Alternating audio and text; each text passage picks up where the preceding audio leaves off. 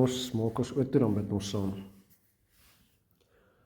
Ons almagtige God, Hemelse Vader, Here, ons dankie en ons loof en prys U dat ons ook vandag hier op Hemelvaart bymekaar kan kom.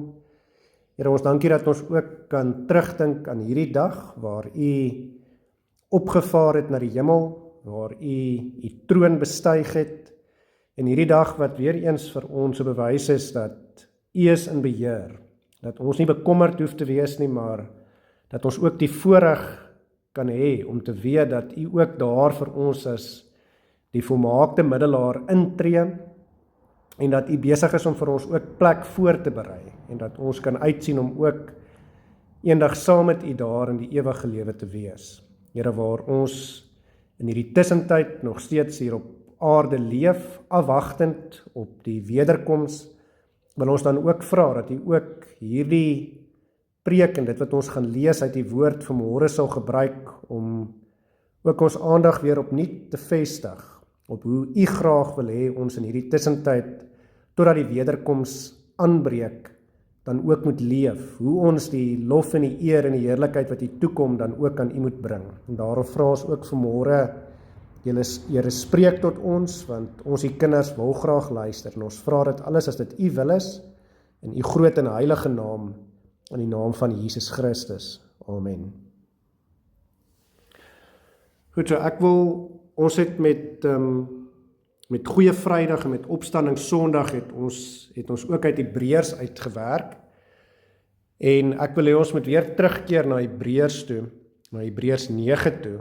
Ons kan daar begin lees en soos wat ons lees sal ek ook verduidelik in Hebreërs 9 van vers 1 af.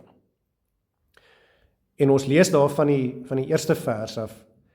So het dan die eerste verbond, sowel verordeninge vir die erediens as ook sy aardse heiligdom gehad. Want die tabernakel is so ingerig, die eerste waarin die kandelaar was, en die tafel en die toonbrode, wat die heilige genoem word. En agter die tweede voorhangsel die tabernakel wat genoem word die allerheiligste, waarin 'n goue wierookbak was, en die ark van die verbond rondom heeltemal met goud oortrek, waarin die goue kruik met die manna was, en die staf van Aaron wat gebloei het, en die tafels van die verbond, en daarbo op die gerubs van die heerlikheid wat die versoendeksel oorskadu het, waaroor nie nou afsonderlik gespreek kan word nie. Ek wil myself net eers hier onderbreek aan die einde van die 5de vers.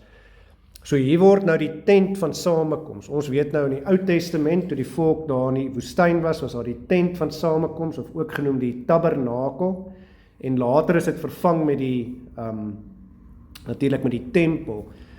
Nou, in die tempel kry mens die idee so 'n bietjie beter, ek het dit al in die verlede verduidelik, maar in die tabernakel was dit, wil ek amper sê, jy het ingeloop, so daar was die voorgedeelte waar hulle die offers gebring het, en dan soos wat dit nou hier is, hierdie verskillende vertrek, die eerste is genoem die heiligste, en dan was daar die allerheiligste wat met die gordyne, ons praat nou baie daaroor, met die gerubs op, daar binne was die verbondsark gewees, waarin die 10 gebooie was, en die manna, en die stam van die staf van Aaron, sy stok, so jy het geloop, ek wil amper sê, dit was 'n lang vertrek gewees, maar net die priesters kon uiteindelik in die heiligste, en uiteindelik net die hoëpriester natuurlik in die allerheiligste vertrek ingaan, en dit sal ons nou sien as ons nou hier verder lees ook, dit was nadat die offers gebring is, en so aan, maar in die tempel kry ons die beeld so bietjie beter, want die tempel het trappe, so in die tempel is dit nie net 'n lang deurloop nie, maar alles is op, ons het dit al beskryf,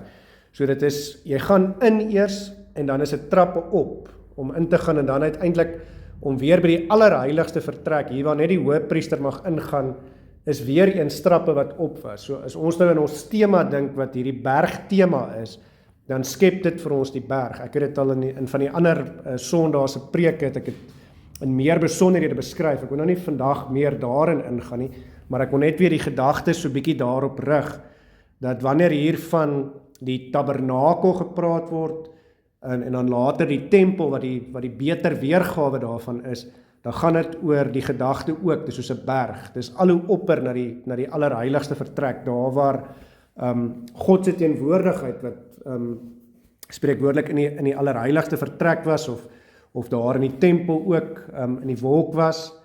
En onthou, ons het gesê, dis juist wanneer ons berg klim, berge se toppe is daar die ontmoetingsplek tussen aarde en hemel. En wat gebeur in hierdie hele reeks nog? Dis juist wanneer daar opgeklim word na die top van die berge toe, laat sekere mense in ontmoeting is met God. Dit is bo op Sinaï waar Moses met God praat. Dis bo op die berg waar God homself bewys by Elia, en so kan ons uiteindelik aangaan. So dis hierdie ontmoetingsplek tussen God en die mens. Maar goed, kom ek lees verder van vers 6 af. Dan lees ons verder hier van vers 6 af. En nadat hierdie dinge so ingerig was, dis nou hoe die hele tabernakel in die tempel later uiteengesit is, met alles, die bakke en al die goeders, het die priesters wel gedurig in die eerste tabernakel ingegaan om die dienste te vervul. Maar in die tweede, die hoëpriester alleen, dis wat ek nou net beskryf het. En wanneer kon hy in die allerheiligste vertrek ingaan? Eenmaal in die jaar, nie sonder bloed nie, want hy offer vir homself en vir die sondes van die volk uit onwetendheid begaan, waarmee die Heilige Gees dit duidelik maak dat die weg na die heiligdom nog nie geopen is, solank as die eerste tabernakel nog stand hou nie. So onthou, dit gaan ook hieroor, hier kom nou 'n nuwe bedeling, ons moet nou hierdie vers 8 se einde, moet ons in ag neem saam met vers 1, wat so het dan die eerste verbond, sowel as die verordeninge vir die eredienste, as ook die aardse heiligdom gehaat. So dit sê, dit is nie meer so nie, dit het nou verander. En dan lees ons in vers 9 verder, dit was 'n beeld met die oog op die teenwoordige tyd, waarin daar gawes en offers gebring word, wat die diens verrig, na die gewete nie volkome kan maak nie, omdat dit net bestaan het in spys en drank, en verskillende wassinge, en vleeslike verordeninge wat opgelê is tot op die tyd van herstelling. En dit is nou die punt hier, dit was die eerste manier, daar was die tabernakel, die tempel, daar moes offers gebring word, daar moes gedurig offers gebring word, die priesters moes hulle self reinig, en hulle moes hulle self was om skoon te wees as deel van daardie proses, maar wat gesê word is, dis net 'n tussentydse ding gewees, totdat die herstelling plaasvind. En hier word nou die herstelling beskryf. Maar Christus, wat opgetree het as hoëpriester van die toekomstige weldade, het deur die groter en volmaakter tabernakel, wat nie met hande gemaak is nie, dit wil sê, wat nie aan hierdie skepping behoort nie, ook nie met die bloed van bokke en kalwers nie, maar met sy eie bloed eenmaal ingegaan in die heiligdom en 'n ewige verlossing teweeggebring. So hierdie verse 11 en 12 is twee van ons 3 teksverse. En ek wil hê ek gaan dit nou net weer ook lees, mens moet iets hoor hier van Christus se hemelvaart, nê? So, onthou, waar is die tempel in die Nuwe Testament? Die tempel is op die berg Sion, so hulle moes opgaan na die tempel toe. Die tabernakel in die Ou Testament was nog nie noodwendig so nie, maar hier word spesifiek van die tabernakel gepraat met die oog op die wet wat ook vervul is. Maar so hier wil ek amper sê, word Christus se hemelvaart vir ons beskryf in terme van hy wat ingaan in die allerheiligste. Waar sal hierdie allerheiligste hier wees? Die tabernakel wat nie met hande gemaak is nie, dis natuurlik die hemel. Die hemelse Jerusalem of die hemelse Sion, die hemelse kerk, as ons dit ook so wil skryf. So vers 11 en 12 sê, maar Christus wat opgetree het as hoëpriester van die toekomstige weldade. So hy is die priester, het deur die groter en volmaakter tabernakel, wat nie met hande gemaak is nie, dit wil sê, wat nie aan hierdie skepping behoort nie, ook nie met die bloed van bokke en kalwers nie. Hoekom nie? Want dan moet dit oor en oor geoffer word, maar met sy eie bloed, eenmaal, want dit is dan 'n eenmalige genoegsame offer, ingegaan in die heiligdom en ewige verlossing teweeggebring. So sy offer was eenmaal genoeg vir alles. So wat ek ook net hier wil beklemtoon, dit is, daar was 'n offer nodig geweest. As ons dit nou op Christus hier van toepassing maak, want dit is wat die Hebreë skrywer hier bedoel, hy moes eers sterwe en daardie offer bring, sodat hy uiteindelik kan ingaan in die hemel in. En dit is wat moet gebeur met met sy hemelvaart. En dan lees ons verder, van die bloed van stiere en bokke en die as van 'n vers wat die verontreinigdes besprinkel, heilig maak tot reiniging van die vlees. Hoeveel te meer sal die bloed van Christus, wat homself deur die ewige Gees aan God sonder smet geoffer het, julle gewete reinig van dooie werke om die lewende God te dien. So, ek wil ook net hier die verstaan daarvan so 'n bietjie tuis bring. Oud-testamenties is dit diere gewees wat geoffer is. Hulle bloed moes gevloei het om vir 'n tydjie lank vergewing of versoening van sondes te bring. Maar daai diere het dood gebly wanneer hulle klaar geoffer is. Hulle is geoffer, hulle is verbrand, die rook het opgegaan en ons gaan nou daaroor praat, maar dan is dit klaar gewees. Maar Christus is anders, hy het homself geoffer, maar hy het ook weer uit die doodheid opgestaan, en dit is juist wat, hy is die volmaakte offerlam, maar hy het nie dood gebly nie, hy het uit die doodheid opgestaan. En dis hoekom hy homself ook bewys as God, maar dis hoekom sy offer die eenmalige offer was en die genoegsame offer uiteindelik was. En dis hoekom ons hom moet dien. En in 'n sekere sin, hoe behoort ons om te dien deur onsself weer op te offer, soos wat Moses bereid was om te sê, ek is ten volle bereid om op U te vertrou en myself oor te gee, soos wat ons weet, Jesus ook homself vir ons oorgegee het en homself vir ons uiteindelik geoffer het. Maar hoekom? Nie omdat daardeur net dood sal kom nie, want Christus is nie net dood nie, maar juis omdat daardeur lewe sal kom, want dit is die belangrike. En dan lees ons verder in vers 15. En daarom, dis nou omdat hy homself geoffer het en omdat hy deur sy soenverdienste, sy offer ons reinig om hom te kan dien. En daarom is hy middelaar van 'n nuwe testament, sodat terwyl daar 'n dood plaasgevind het vir die verlossing van die oortredinge onder die eerste testament, die wat geroepe is, die belofte van die ewige erfenis kan ontvang. So dis nou juist wat hulle ook hier beskryf. Daar moes 'n dood wees, daar moes 'n offer wees, maar hy leef ook nou nog steeds. En omdat hy vir ons geoffer is, daarom kan ons nou die nuwe erfenis, wat die ewige lewe is, uiteindelik ontvang. Goed, en dan beskryf hulle dit verder, of die Hebreërskrywer sê, want waar 'n testament is, moet noodsaaklik die dood van die testamentmaker aangekondig word. So die testament word nie van krag nie. Ons kan nie erf by iemand as iemand nog nie dood is nie, nee? Dit is die gedagte hier. So daarom moes hy eers sterwe. Want 'n testament is geldig by sterfgevalle, aangesien dit nooit van krag is solank as die testamentmaker nog leef nie.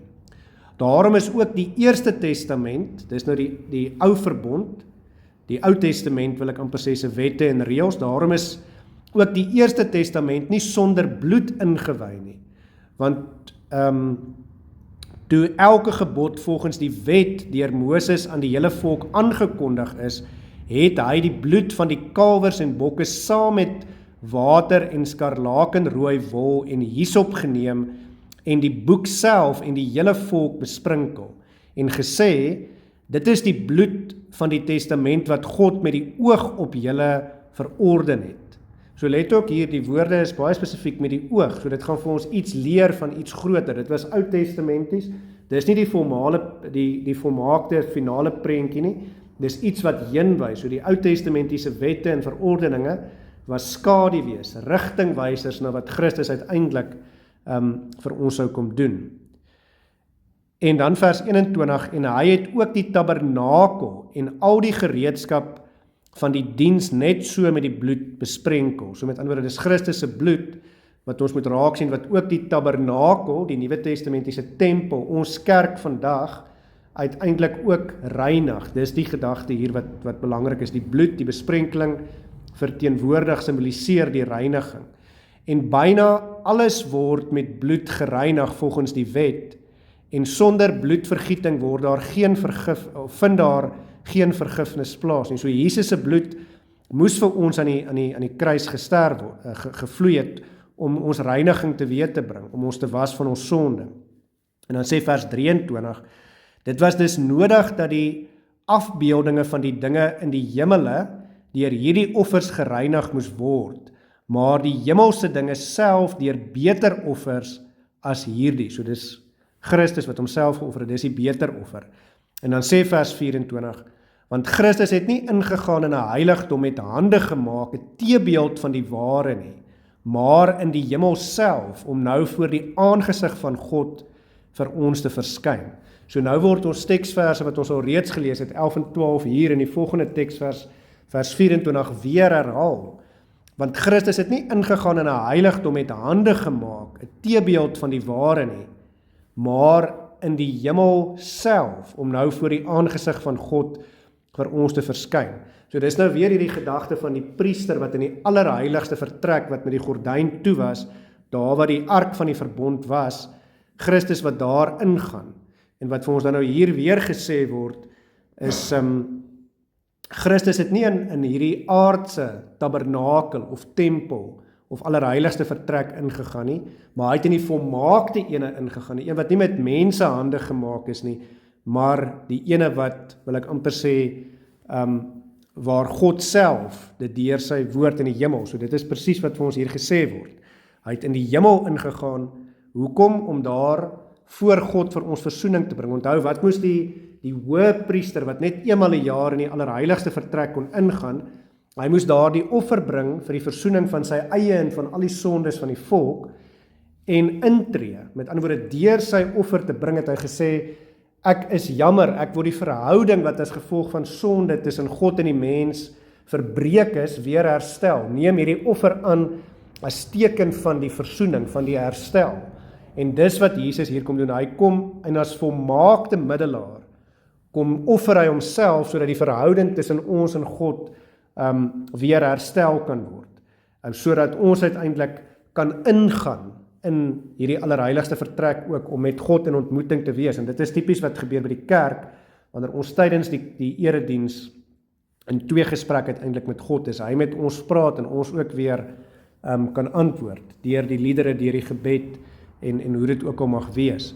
En dan lees ons verder in vers 25, miskien moet ek net weer vers 24 lees, omdat die sin daar begin, want Christus het nie ingegaan in 'n heiligdom met hande gemaak, 'n teebeeld van die ware nie, maar in die hemel self, om nou voor die aangesig van God vir ons te verskyn, ook nie om homself dikwels te offer, soos die hoëpriester elke jaar in die heiligdom ingaan met die bloed wat nie sy eie is nie, want dan moes hy dikwels gelei het, dis nou Christus moes dan dikwels gelei het, van die grondlegging van die wêreld af, maar nou het hy, dis Christus, eenmal in die volëinding van die eeue verskyn, om die sondes deur sy offer weg te doen. En net soos die mense bestem is, of die mense bestem is om eenmaal te sterwe, en daarna die oordeel, so sal Christus ook nadat hy eenmaal geoffer is, om die sondes van baie weg te neem, vir die tweede maal sonder sonde verskyn aan die wat hom verwag tot saligheid. So, om net weer terug te kom, ons is besig met hemelvaart, nou dat ons hierdie hoofstuk klaar gelees het, en vers 24 beskryf ook weer sy hemelvaart, want Christus het nie ingegaan in 'n heiligdom met hande gemaak hier op aarde nie, maar in die hemel self. Hoe het hy in die hemel self ingegaan? Deur oorspronklik op te vaar na die hemel toe, sy hemelvaart wat ons op hierdie dag uiteindelik vier. En dan kom ons by vers 28 wat sê, omdat hy vir ons opgevaar het na die hemel toe, sal hy ook weer kom om ons te kom haal. En dit is wat vers 28 sê, so sal Christus ook nadat hy eenmaal geoffer is, en omdat hy geoffer is, vir die sondes van baie om dit weg te neem, kon hy opvaar na die hemel toe, en is hy nou in die hemel, as ons volmaakte middelaar wat voortdurend vir ons intree, voor God, en ons saak bemiddel voor God, daarom, omdat hy nou daar is, sal hy ook vir die tweede maal, met die wederkoms, sonder sonde verskyn, aan die wat hom verwag tot saligheid. So sal hy ons kom haal, en sal die wederkoms plaasvind, en sal ons saam met hom in die hemel wees, sal ons ook in sy teenwoordigheid wees. Dit sal dan wil ek amper sê, die bergtop moment wees, wanneer ons uiteindelik daar in God se teenwoordigheid is. Maar goed, as ons nou net weer dink aan die groter tema, en oor verlede Sondagse, of oor hierdie Sondag wat verby is, se preek ook, het ons heeltyd gesien, dis 'n patroon wat ons nog heeltyd gesien het, dis 'n patroon van opklim, en uiteindelik afklim. Of ons kan dit ook anderster sê, af, dis eintlik die regte idee en dan weer op, want ons begin by Adam en Eva, hulle is bo op die berg, die tuin van Eden is op die berg, en hulle word afgeskop, maar in hulle geval is dit in die negatiewe sin dat hulle aan die onderkant hulle self bevind, en nou, omdat die sondeval plaasgevind het, moet ons almal weer opklim. Maar die ander mooi ding van die berg in die positiewe sin, is, ons het gepraat oor die rivier, en ons het nou Sondag wat verby is ook gepraat, die volmaakte berg Sion, wat vir ons voorspel word deur Jesaja, sê dat die mense sal stroom, uiteindelik na die tempel toe, en van daar af sal die seën weer kan uitgaan, kan uitstroom. En in daardie selfde sin weet ons, dit was die groot rivier, wat van bo af, vanuit die berg uit, dis al hoe dit kan werk, uitgestroom het uit die tuin van Eden uit, en dan natuurlik vertak het in die ander 4 riviere. Maar die gedagte by die tuin van Eden met dit, is dat die seën het van bo af gekom en afgegaan om te seën aan die onderkant. Hoe die seën nou ook al is, maak nie noodwendig hier saak nie. In hierdie geval sal dit nou die rivier wees, wat omdat hy hier uit die berg uit, wil ek amper sê, ontstaan het, mens kan dit nou maar in vandag se taal, baie van die riviere, die Vaalrivier onder andere, as ek het reg het, ontstaan uit koppies of berge uit doorbo. So dis hierdie fontein wat uit die berg uit gevloei het en van hom af die rivier, en daardie rivier maak dat die aarde vrugbaar kan wees, en dat die tuin uiteindelik bewerk kan word, die tuin van Eden. Maar so daai seën kom van bo af, en dit gaan onder toe om te seën, en die gedagte is dat die seën wat van bo af kom, stel ons in staat om geseën te wees, sodat ons wat as gevolg van die sonde aan die onderkant van die berg is, uiteindelik weer kan opklim na die bokant van die berg toe. So dit is die hele gedagte, en dit is wat ons ook hier uiteindelik moet raak sien, is dat keer op keer sien ons daardie patroon. Moses was ook aan die onderkant van die berg, hy moes opklim om God te ontmoet bo op Sinaï, om daar die 10 gebooie te kry, en uiteindelik kon hy afkom met die 10 gebooie. Dit het nou natuurlik nie so goed gegaan nie, want toe sien hy, daar is die goue kalf en alles, en toe gooi hy die 10 gebooie eers stikkend, en toe is dit weer geskryf, maar die gedagte is, die seën is hierboop ontvang, en toe is daar afgekom, om uiteindelik die seën te bring. En dan weet ons by Moses ook verder, as ons die verhaal verder gevoer het, toe het Moses gesê, ek is deel van die volk, ek is deel van Israel, en vat maar my lewe in die plek van hulle lewe. Dis waar Moses bereid was om homself te offer, om homself oor te gee, om hierdie priestersrol, wil ek amper sê, in te neem, sodat daar versoening kan kom, sodat die volk se sondes vergewe kan word. En dan sê hy vir God, maar as u nie saam met ons trek nie, dan is ek nie bereid om te trek nie. En dan weet ons wat gebeur, omdat Moses bereid was om homself oor te gee, hier 'n tipe van Christus, om homself op te offer, dan spaar God natuurlik sy lewe, en dan kom God van die berg af, dis hierdie gedagte weer, op en af en op, die heeltyd.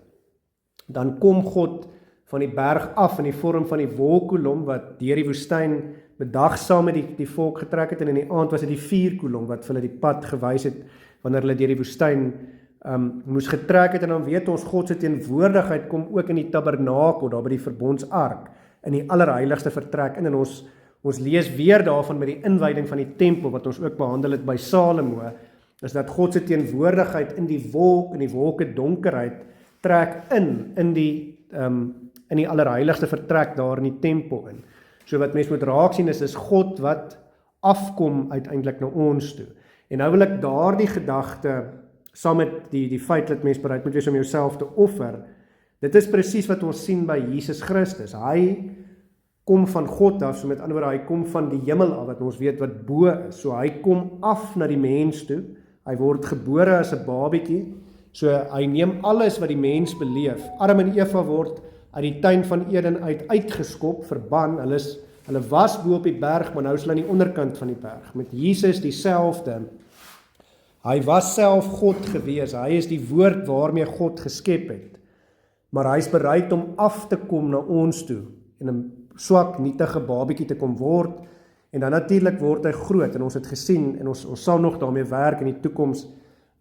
Hy leer ook in die bergpredikasie van die berge af, en dan uiteindelik, al is dit nie 'n groot bergie nie, maar net 'n heuweltjie, dan gaan hy uiteindelik, hy neem sy kruis op en hy gaan berg op en hy offer homself vir ons. Dis die belangrike gedagte, hy is bereid om homself oor te gee vir ons, sodat uiteindelik die seun weer na ons toe kan kom. En dan uiteindelik is die gedagte, hy vaar op na die hemel toe. So dis weer die gedagte van op, sodat daar weer seun kan afkom. En hoe kom hy dan af? Deur sy Heilige Gees, wat ons oor 10 dae van nou af, op Pinkstersondag uiteindelik gaan vier.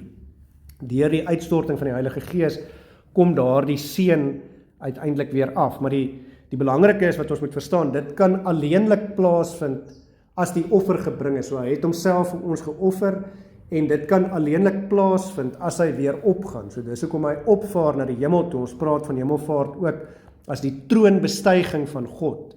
Maar ja, ek wil dit in 'n ander paar gedeeltes in die aanloop ook net vir ons wys, en ek wil amper sê, ons gaan nog so rukkie met dit besig wees, maar dit is waarmee ek in 'n sekere sin wil afsluit, 'n lang afsluitende gedagte. So reeds aan die begin van die Hebreërsbrief sien ons dit. Dieselfde word vir ons beskryf in Hebreërs 1, die eerste 4 verse. Die Hebreërskrywer begin sy brief so en hy sê, nadat God baie keer en op baie maniere in die oudtyd gespreek het tot die vaders deur die profete, het hy in hierdie laaste dae tot ons gespreek deur die Seun. So wat is die gedagte weer? Onthou as ons nou teruggaan na ons gedeelte Hebreërs 9, hier is 'n nuwe ding wat aan die kom is, 'n nuwe verbond, 'n nuwe testament. In die ou tyd het God deur die profete gespreek, maar nou, in die nuwe tyd, waar die nuwe verbond aangebreek het, die nuwe testament, spreek hy tot ons deur sy Seun, wat die woord self is. Hoe het hy gespreek? Hy moes afkom na ons toe, sodat hy uiteindelik kon sterf, homself kon offer, want daar moet iets wees, daar moet 'n volmaakte offer wees, sodat hy weer kan ingaan of opgaan. So die gedeelte van in en op is baie dieselfde. Hy gaan in die allerheiligste vertrek, maar is natuurlik ook op na die allerheiligste vertrek toe om te kan ingaan. Sodat hy in kan gaan in die hemel, is ook sodat hy op kan gaan, kan opvaar na die hemel toe. En hy het vir ons die voorbeeld met sy lewe hier kom wees. Maar dan lees ons verder in Hebreërs 1 vers 2, wat hy, dis nou Christus, as erfgenaam van alles aangestel het, deur wie hy, hoofletter, ook die wêreld gemaak het. So dit sê net wat ek nou gesê het, Christus is die woord. En dan sê vers 3, hy wat die afskynsel is van sy heerlikheid en die afdruksel van sy wese en alle dinge dra deur die woord van sy krag, nadat hy deur homself die reiniging van ons sondes bewerk het gaan sit aan die regterhand van die majesteit in die hoogte. So met ander woorde weer, hier word van gesê, hy is die afskynsel en die afdruksel van hom wat deur sy krag alle dinge bewerk het. So dit is wat Jesus vir sy disippels sê. Hy sê, as julle my gesien het, het julle die Vader gesien. Ek is God self en ek het afgekom na julle toe, maar nadat ek hierdie reiniging bewerk het, en dit is die gedagte wat die Hebreërskrywer hier uiteindelik vir ons wil tuisbring, nadat hy deur homself die reiniging van ons sondes bewerk het, wat het toe gebeur? Toe vaar hy op na die hemel toe, het hy gaan sit aan die regterhand van die majesteit in die hoogte. So met ander woorde, het hy sy troon uiteindelik bestyg. Terwyl hy, sê die laaste vers 4, terwyl hy soveel uitnemender geword het as die engele, na mate hy 'n voortreffeliker naam geërf het as hulle. So dis wat Filippense 2 vir ons beskryf. Met die wederkoms sal elke knie voor hom buig en sal elke naam bely dat Christus die Here is. Maar dan ook verder in die Hebreërsbrief, in Hebreërs 4, ons het al hiermee ook gewerk, in Hebreërs 4 verse 14 tot 16, sien ons waar dit weer vir ons beskryf word, in dieselfde taal as wat ons nou al gelees het. Ons lees in Hebreërs 4 vers 14, terwyl ons dan 'n groot hoëpriester het, en hierdie hoëpriester word met 'n hoofletter geskryf, want dis Jesus Christus, terwyl ons dan 'n groot hoëpriester het, wat deur die hemele deurgegaan het, naamlik Jesus die Seun van God, laat ons die belydenis vashou, want ons het nie 'n hoëpriester wat nie met ons swakhede medelee kan hê nie, maar een wat in alle opsigte versoek is, net soos ons, maar sonder sonde. Laat ons dan met vrymoedigheid na die troon van die genade gaan, sodat ons barmhartigheid kan verkry en genade vind om op die regte tyd gehelp te word. So kom ek verduidelik dit net ook weer in hierdie tema van ons van afkom en opgaan van bo afkom om weer op te gaan en uiteindelik deur in te gaan. So die 14de vers sê, Jesus is ons hoëpriester wat deur die hemele deurgegaan het. Nou wat beteken dit? Alles anderster as, hy het ingegaan in die volmaakte tabernakel, die uiteindelike tempel of die ewige lewe. Hoe?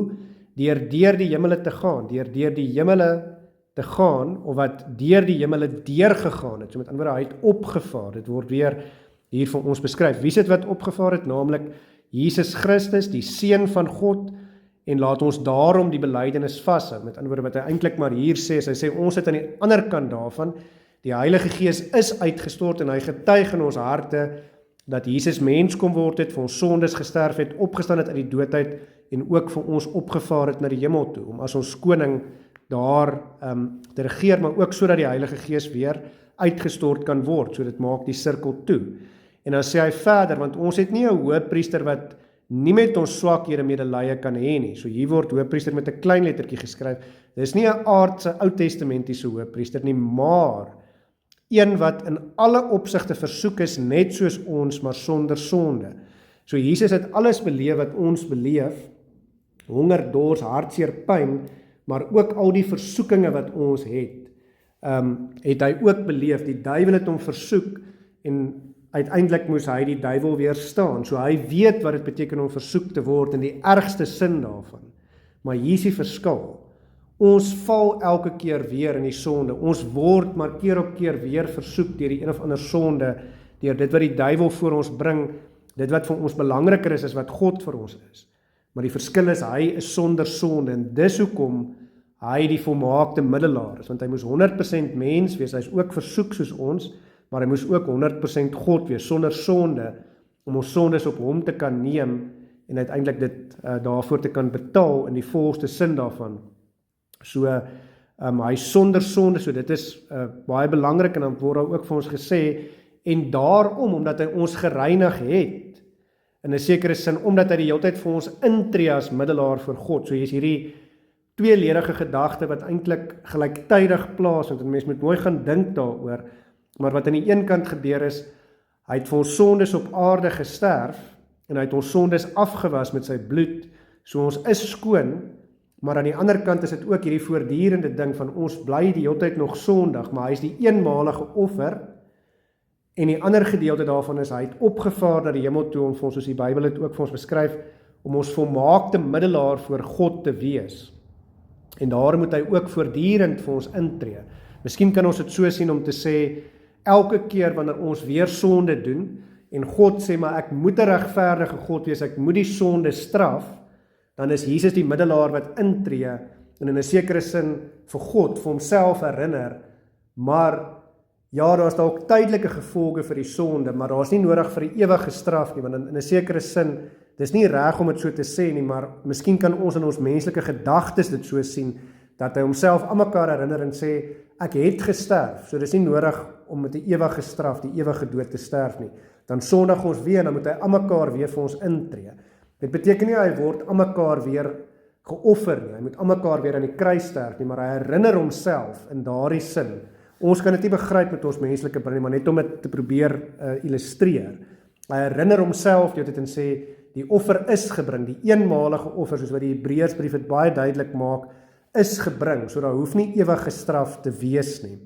En dit is uiteindelik die wonderlike, en dan sê die laaste vers hier, vers 16 sê, laat ons dan met vrymoedigheid na die troon van genade gaan, sodat ons barmhartigheid kan verkry, en genade vind om op die regte tyd gehelp te word. So, omdat hy vir ons geoffer is, omdat hy nou met sy offer, soos wat dit vir ons ook beskryf word in die evangelies, die dag toe hy gekruisig is, het daardie voorhangsel, daardie gordyn van die allerheiligste vertrek van bo af middel deur geskeer.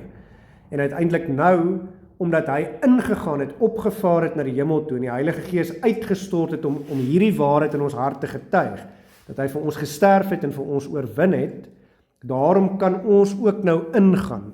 En so die oproep hier is ook, gaan kerk toe, wees deel van die kerk. Dit is nie sommer maar net vanselfsprekend nie, maar Jesus moes sterf sodat ons letterlik kan kerk toe gaan.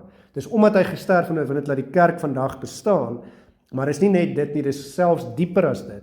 Die feit dat ons tydens die kerkdiens in God se teenwoordigheid kan wees en is net omdat hy dit moontlik gemaak het, omdat hy die dood oorwin het en daarom deur die hemele ingegaan het in die ewige tabernakel in, sodat hy die Heilige Gees kan uitstort. So dit is daai hele proses om vrede te bewerk, om ons volmaakte middelaar te wees. En dan wil ek afsluit deur te sê, kom ons kyk so kortliks ook na Jesus se hemelvaart self, hoe dit vir ons in die evangelies beskryf word. So, in Matteus 28 vers 16 tot 20, hier word nie noodwendig die hemelvaart beskryf nie, maar baie mense beskou dit as Jesus se laaste opdrag aan sy disippels, en ons gaan dit nou sien, voordat hy opvaar na die hemel toe, en daarom sê baie mense wat aan die einde van Matteus gebeur, is letterlik dit wat Jesus vir hulle sê, en direk na dit vaar hy op na die hemel toe. So ons lees daar, dis bekende verse.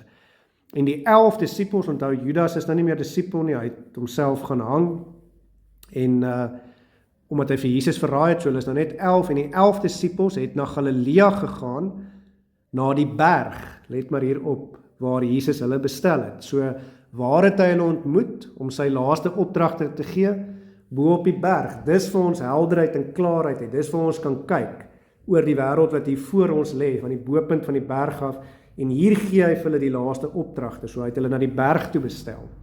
En toe hulle hom sien, het hulle hom aanbid, maar sommige het getwyfel, en Jesus het nader gekom en met hulle gespreek en gesê, so hy het hulle twyfel, en wat sê hy vir hulle om hulle twyfel weg te vat? Hy sê vir hulle, aan my is gegee alle mag in die hemel en op die aarde.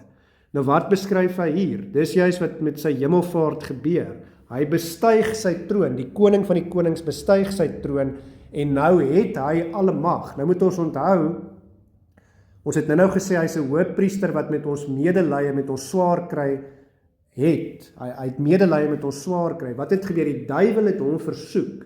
En wat het die duiwel vir hom gesê daar in die woestyn, of aan die einde eintlik, toe die duiwel hom bo op 'n groot berg gehad, as mens gaan lees in Matteus 3 en 4, en wat het die duiwel vir hom gesê? Aanbid my, en ek sal vir jou die hele wêreld gee. So die duiwel het vir hom gesê, aanbid my, en dan kan jy die besitter wees, die koning van die hele wêreld. Jesus het gesê, nee duiwel, nie op jou manier nie, as ek dit nou in my maklike woorde kan sê, maar hy het hom geantwoord uit die woord het, en toe het hy vir hom gesê, Satan, gaan weg van my af, en toe is die versoeking verby. En omdat Jesus dit nie op kort maniere deur die duiwelse mooi, wil ek amper sê, aantreklike manier wou doen, aanbid die duiwel, en dan sal jy die heerser wees oor die hele wêreld nie, maar omdat hy bereid was om homself te offer vir God. Wat is uiteindelik die uitslag daarvan? Nadat hy die dood oorwin het, nou is alle mag aan hom gegee, maar let op, en Jesus het nader gekom en gesê, aan my is mag gegee, of alle mag gegee, nie net oor die aarde nie, maar hy begin deur te sê, ook oor die hemel. So, die duiwel sou vir hom net die aarde gegee, maar omdat hy bereid was om homself te offer, het hy sy troon bestyg, het hy na die hemel toe opgevaar, en nou is hy nie net koning oor die aarde nie, maar hy is koning oor die hemel en oor die aarde, hy het mag oor alle dinge, en dis die wonderlike, as ons bereid is om in ons swakheid onsself vir God te gee, dan gee God vir ons soveel meer as wat die duiwel in hierdie wêreld en ons sondige vlees uiteindelik vir ons kan bied, want God is die een wat vir ons alles kan gee. Dis die mooi wat ons hier moet sien.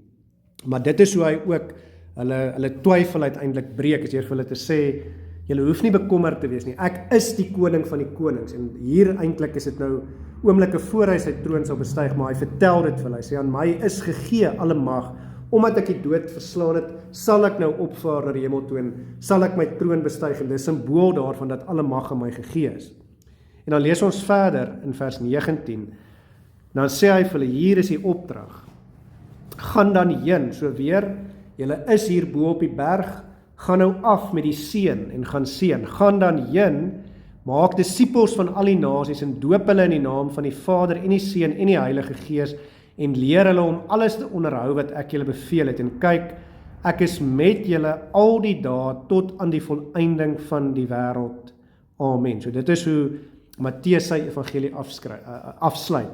So wat is die gedagte? Julle is bo op die berg, hier seën ek julle, en ek sê vir julle, gaan wees die seën, gaan af en gaan maak disippels, deur disippels te maak, deur die mense te vertel wat ek vir julle geleer het, seën julle hulle weer, deur hulle te doop in my naam, seën julle hulle weer en kan hulle ook weer 'n seën wees soos wat ek julle nou gebruik om 'n seën te wees.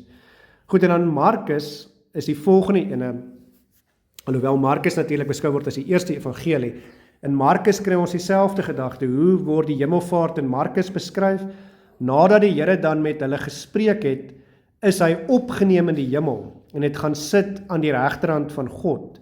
Maar hulle het uitgegaan en oral gespreek en met die Here het saamgewerk en die woord bevestig deur die tekens wat daarop gevolg het. So hier word net beskryf, hy het opgevaar, maar wat is ook belangrik? Nadat hy opgevaar het, het hulle nie stil gestaan nie, hulle het gegaan. En die Here het saam met hulle gewerk, so daardie seën wat hulle ontvang het, omdat hy ook opgevaar het, en ek wil amper sê, dis omdat die Heilige Gees ook uitgestort is, dit het hulle uiteindelik weer gaan uitdeel, so hulle is bo, hulle kom af, en hulle deel die seën uit, sodat daar weer die berg opgeklim kan word, sodat die wat hulle deur die evangelie uiteindelik beïnvloed, sodat die Heilige Gees hulle tot geloof kan bring, nou weer wil terugklim na die tempel toe, na die berg toe, na bo toe. En dan in Lukas skryf vir ons in die laaste verse van Lukas 24 verse 50 tot 53, en hy het hulle uitgelei tot by Betanië, en hy het sy hande opgehef en hulle geseën. So hier kry ons weer die seën, en terwyl hy hulle seën, het hy van hulle geskei en is in die hemel opgeneem. So nou kry ons die gedagte, hy het hulle geseën, en terwyl sy hande so opgelig is om hulle te seën, is hy deur die wolk opgeneem, uiteindelik in die hemel in, en is hy van hulle geskei. En hulle het hom aanbid en na Jerusalem teruggegaan met groot blydskap, en hulle was gedurig in die tempel, en het God geprys en gedank. Amen. En dis hoe hy sy evangelie afsluit. En dan begin hy onmiddellik, want onthou Handelinge, Johannes het nie 'n beskrywing van die hemelvaart in hierdie opsig nie. Hy vertel van Jesus wat sê, vroeër, voor hy opvaar na die hemel toe en voor hy gekruisig is, ek gaan hom vir julle plek voor te berei.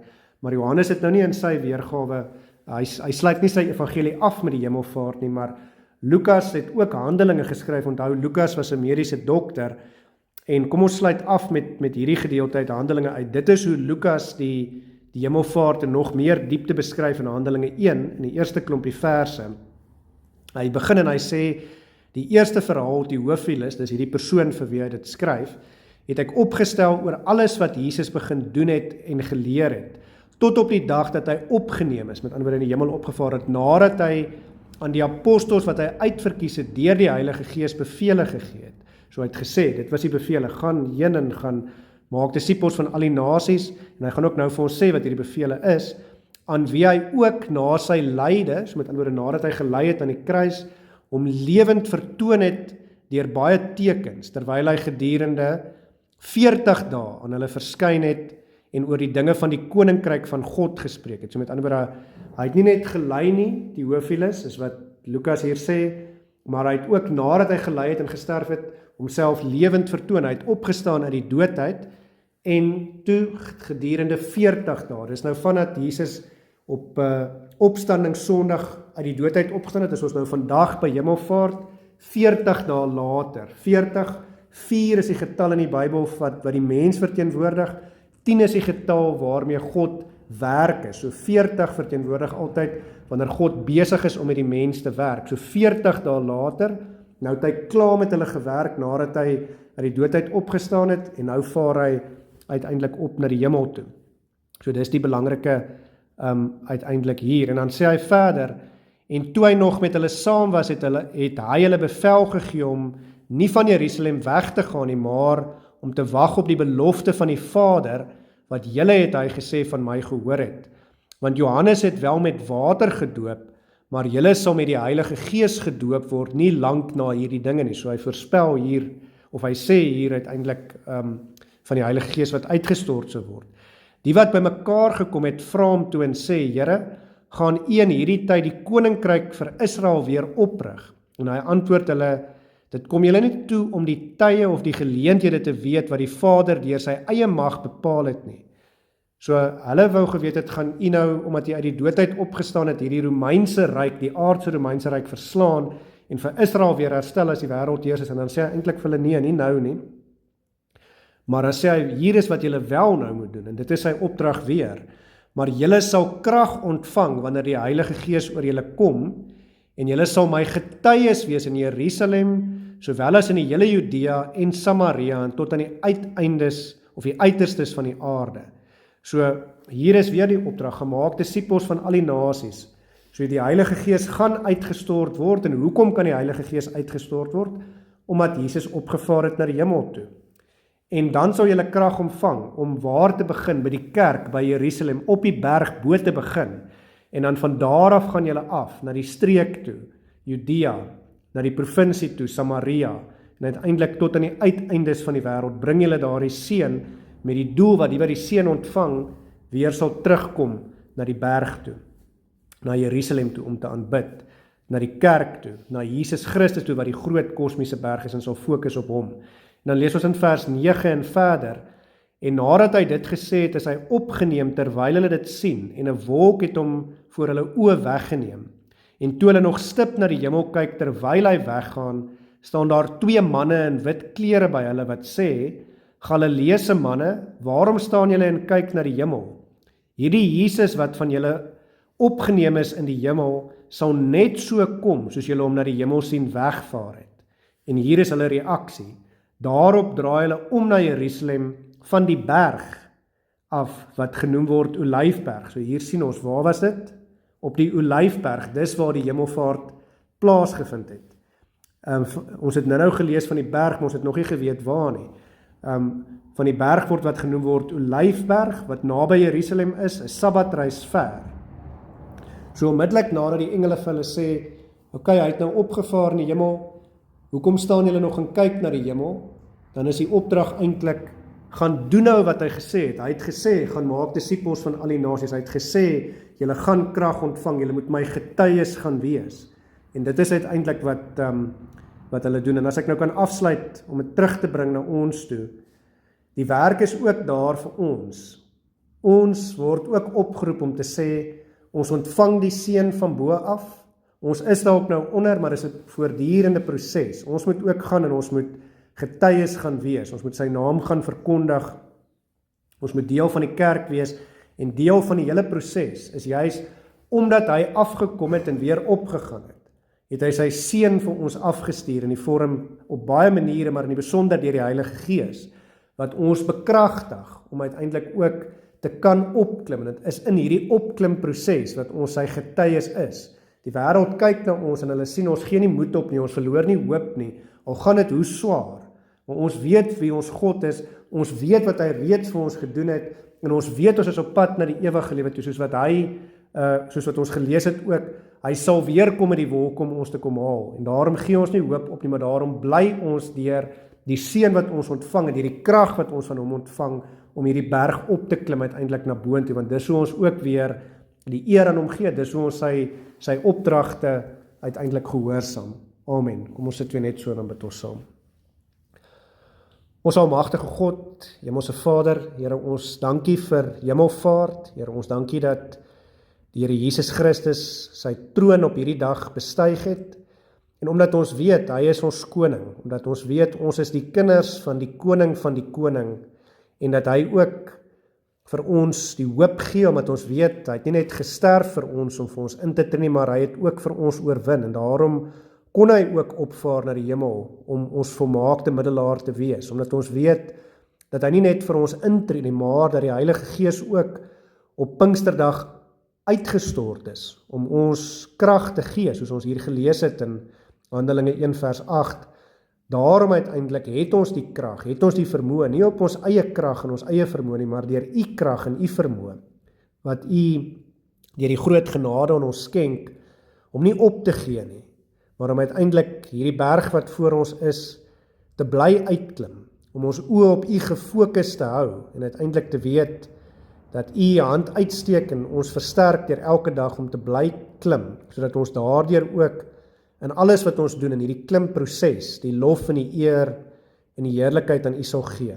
En Here, in hierdie toekoms wat voor ons lê, wil ons dan ook vra, Here, wanneer ons deur die gejaag van die wêreld en die druk en al die moeilike omstandighede van hierdie wêreld soms ons fokus verloor, Here, gee dat ons sal bly opkyk, dat ons sal bly klim, dat ons sal bly onthou, U het opgevaar, U is die koning, en ons is op pad met die berg uiteindelik weer op, deur U krag en deur U genade, dat ons nie sal vergeet om op te kyk nie, dat ons nie sal vergeet om te bly klim nie, en dat ons nie sal vergeet dat ons in alles wat ons doen, uiteindelik die lof en die eer en die heerlikheid aan U moet bring nie. En daarom vra ons ook, Here, werk ook met die Heilige Gees in ons harte, daardie begeerte, dat ons werklik in alles wat ons doen, 'n begeerte sal hê, om U te loof en te prys en te aanbid, omdat die lof en die eer en die heerlikheid, die koningskap, die majesteit en die aanbidding U toekom tot in alle ewigheid. En ons bid dit alles as dit U wil is, in U groot en heilige naam, in die naam van Jesus Christus. Amen.